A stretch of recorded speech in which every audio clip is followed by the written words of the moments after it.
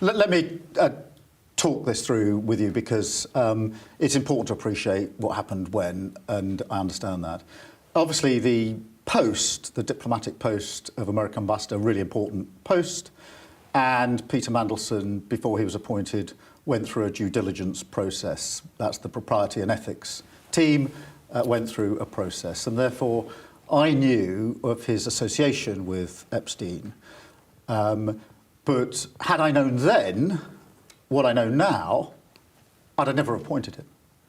Because what emerged last week were emails, Bloomberg emails, which showed that the nature and extent of the relationship that Peter Mandelson had with Epstein was far different to what I had understood to be the position when I appointed him.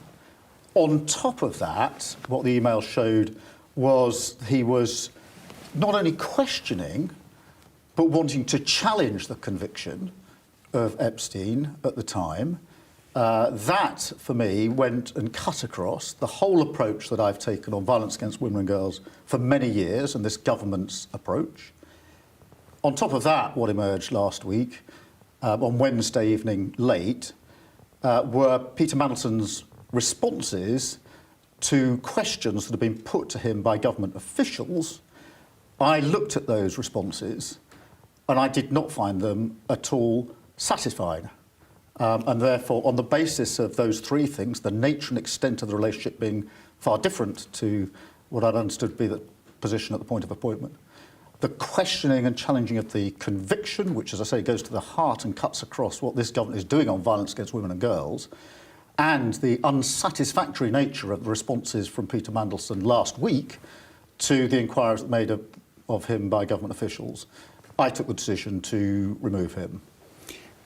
You said that details emerged Wednesday afternoon, but from what we can work out, details were furnished to bits of the Whitehall machinery, the Foreign Office and Downing Street, quite a bit ahead of you defending Peter Mandelson on Wednesday at Prime Minister's questions. And people are scratching their heads saying, why didn't you, the Prime Minister, make more effort to make sure you were briefed on this? Were people briefing you properly? Were they acting on your behalf? Were they acting slightly on Peter Mandelson's behalf, maybe? Bits of the machine. Well, let me deal with that, because it was only on Wednesday early evening that I knew the contents of the Bloomberg emails.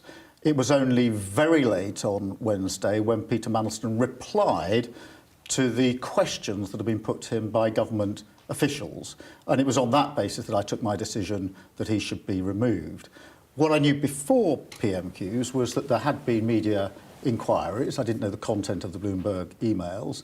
And I knew that questions had been put to Peter that he had not yet answered. And he hadn't answered them by the time it got to PMQs. There is, of course, a time lag in America, but I knew that there are questions that have been put to him, but I didn't know what answers he was going to give to those questions. That came later on Wednesday. And that's why, at that point, I gave the answer I did at PMQs, and that's the extent of what I knew at the time.